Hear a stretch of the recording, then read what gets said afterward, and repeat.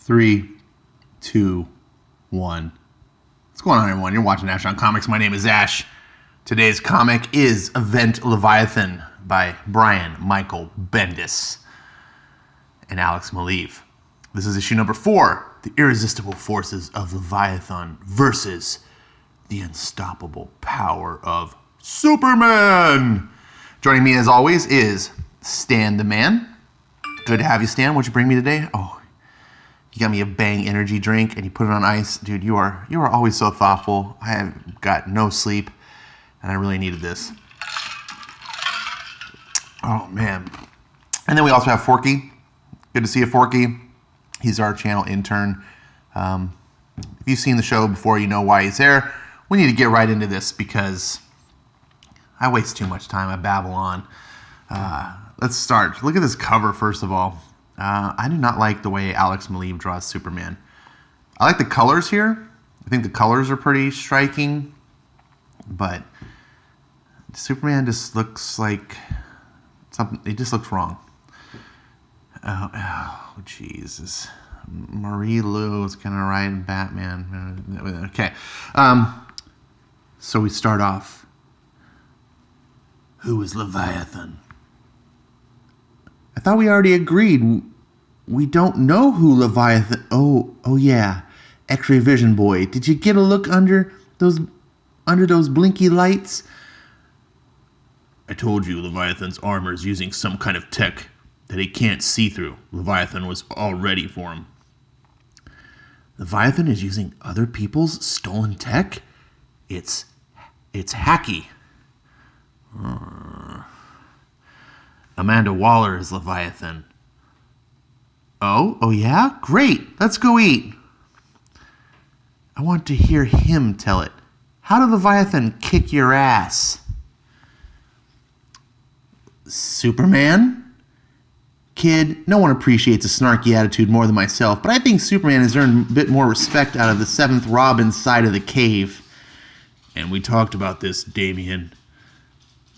So please, Superman, ignore him and tell us that you had Amanda Waller in your hands and how you blew it. How? That was kind of funny a little bit. You okay?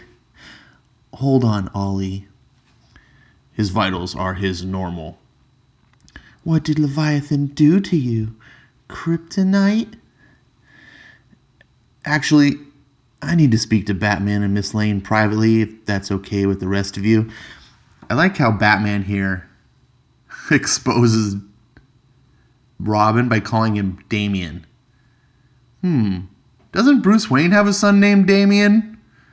Oh, is Brian Michael Bendis exposing identities again without understanding what he's doing like he did with Superman? And now he's like Superman's calling her Miss Lane. It's just like, this is the worst kept secrets in the world here. Bendis is so... Everyone can head to the... Sorry, I gotta do my Batman voice. Everyone can head to the cave's kitchenette at the upper level. Wait, because he's Superman, we have to wait outside? Yes. Yeah, okay. We'll use this time to update our... sorry, this is the question. We'll use this time to update our intel. Well, I'm man enough to admit this hurts his fellow Justice Leaguers' feelings just a little. Oh, God, can you be more beta, please? But you understand. Yeah. You're a good man, Green Arrow. Yeah. Are you okay? Oh, jeez. Focus. Even the camera doesn't want to focus in on Lois Lane. Leviathan was right here. Now, if you don't remember what happened in the last issue, Lois Lane was running around doing all of her detective work, No, yeah, I think she was. But Amanda Waller specifically was running around doing stuff.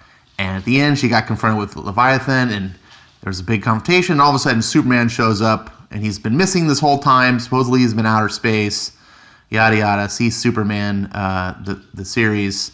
That's a big waste of time. Nothing happened.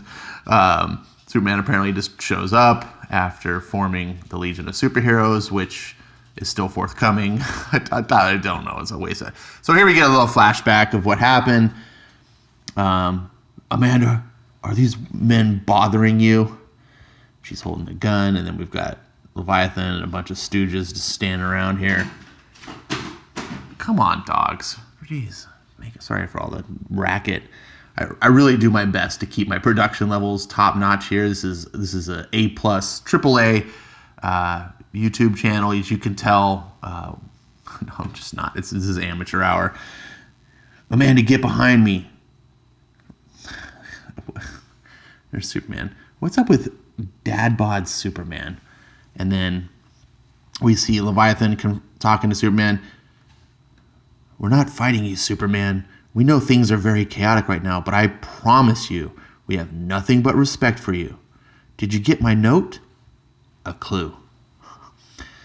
They didn't assassinate Amanda Waller the second they could. They hadn't blown her up in the attack like all the other Leviathan incidents. They had her surrounded, but they were there to collect her. If you respect me as much as you say you do, take off your armor and stand down. Bob, okay. So it keeps going, and Bendis does not stop talking. Here we get a credit thing. At least it's got some weird infographics. Talks about some suspects. But really, there's nothing to suspect. The only reason why anyone's a suspect here is because the way Bendis is writing this, it's like, they're a suspect. They're a suspect. But the plot, there really isn't much of a plot. And we're not getting true red herrings that lead the reader to feel like, I think it's that person. We're just basically having the story told to us in a very expository manner. You know, you're supposed to show, not tell, but Bendis is doing a lot of telling without showing anything. And then we get this nonsense page here. Look at the lettering. It starts off like, and then it goes all cuckoo. Now, here's the problem when you're reading on an iPad. Watch this. So you're like, oh, I'm going to twist this to read that. Oh, shoot, damn it. Oh, no. Oh, damn it, I can't. So yeah, I had to read like upside down and sideways. And this is just a pain in the ass. Just, why? And so Superman, it didn't work. Really, I thought that would work. Okay, need Batman, Lois. So he basically explains to them that he got his ass whooped, but we still don't know what happened. There was a big bright light, and he couldn't push past something or other, and yeah, so whatever. And then we get the other misfits, and Batman tells Superman that he suspects them. So he's like telling Superman, you need to listen in. And we get this dumb bitch. I know someone's going to be offended by that. Sorry, but Manhunter, who cares? Who is she? We don't need these D-list heroes. I said this is some grade A bat-themed curse, force cursing, more cursing. I hate this in the comics. And then we get really bad lettering. Look at this. Who is this going to? This arrow, is it going to Plastic Man? I guess. Maybe it's going to Ollie. That's really bad. It's Superman. You really need to take it down a notch, Manhunter. Sorry, Arrow. Oh, I'm sorry. I guess it was Green Arrow talking. My world just got pulled down around my ears, and it ends up I'm not built for it. I know the feeling.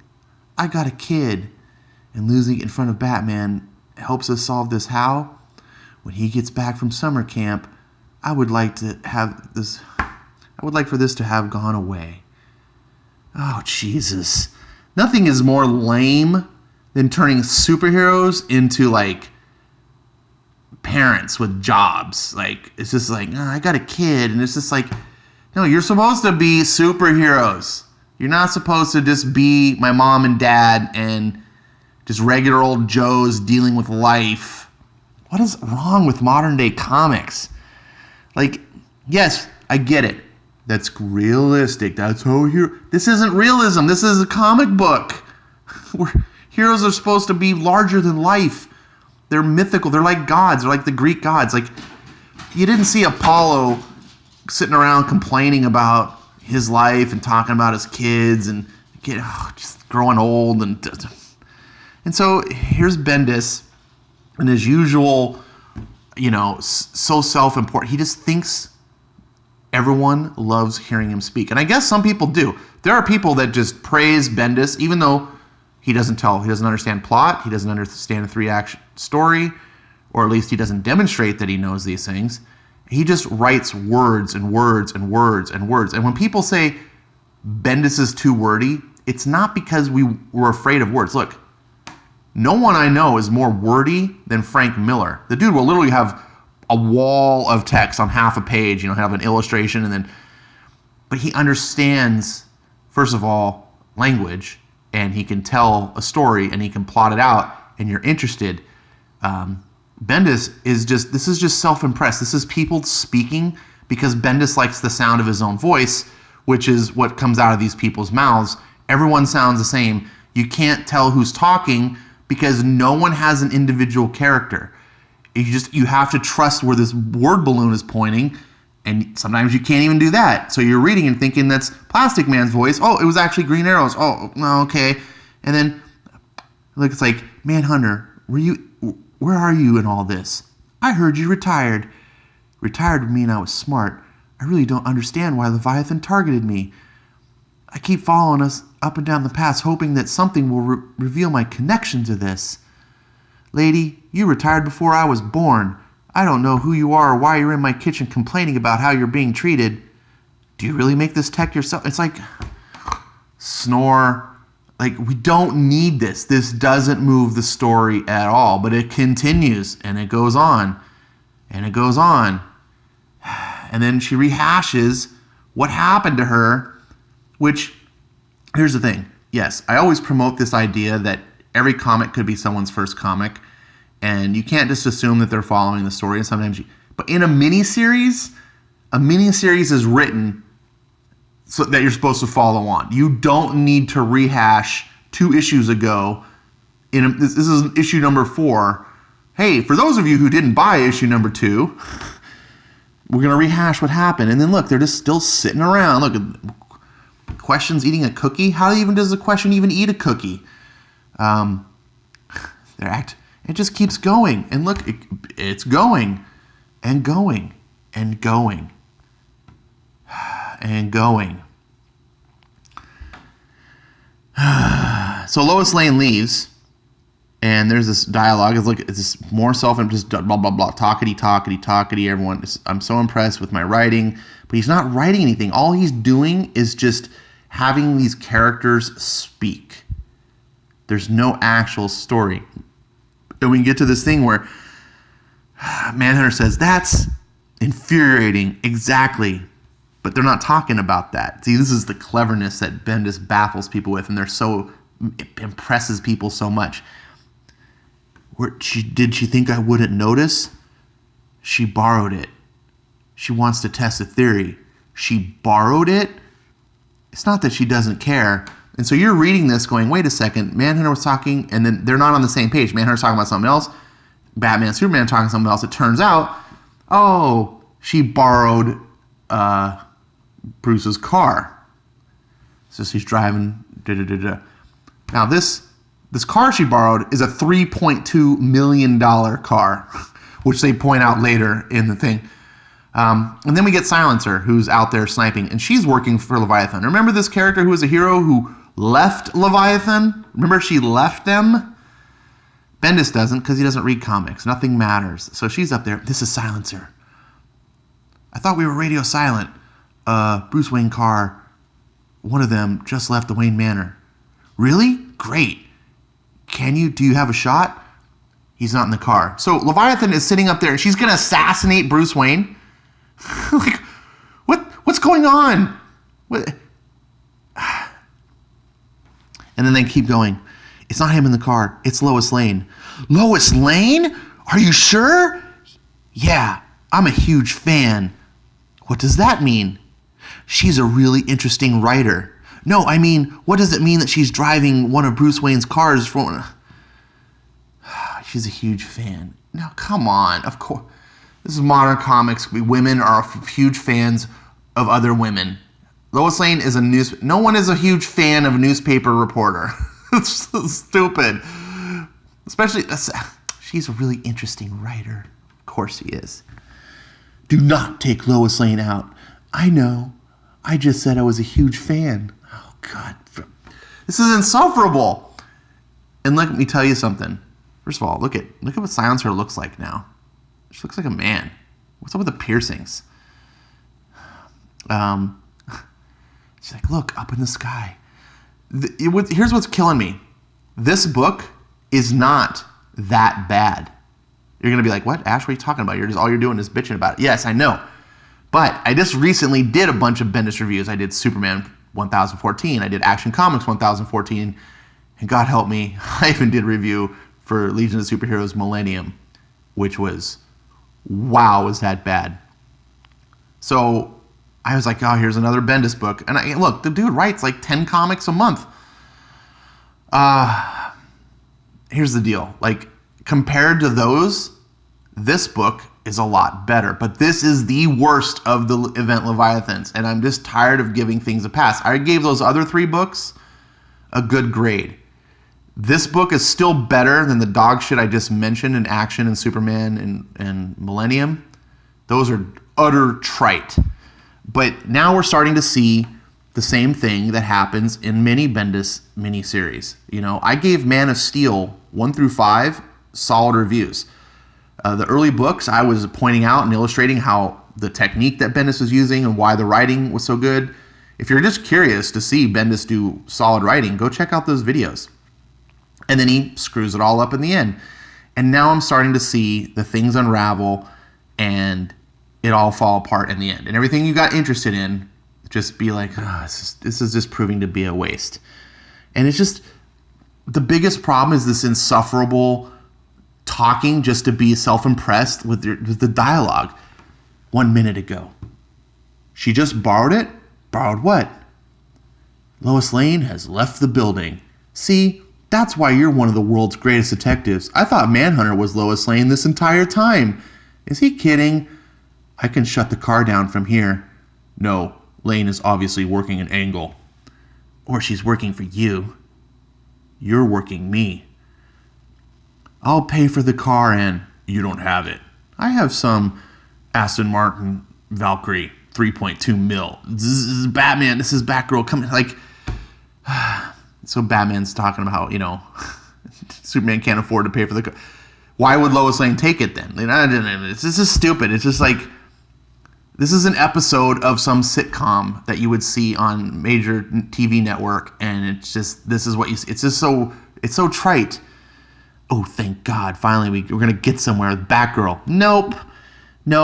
Batgirl's going to say some stuff, and they're going to be like, well, what's going on? Who's Leviathan? Because Batgirl's now infiltrated. If you don't remember, Batgirl joined Leviathan, but she's infiltrating. They don't suspect her, of course. And, you know, it's like, ask Batgirl how Leviathan's doing what they're doing and what's supposed to happen next. So all this words just to finally get Batgirl questioned. And finally, like, Batgirl? What did she say? Who is it? Wait, who is in there with you? You can't see us. I can't. Damn it. Is that? I don't know what that is. Big bright light. Oh, I can't see. Great. Or, sorry, damn it. And they're looking at a screen. What are they seeing? We don't know.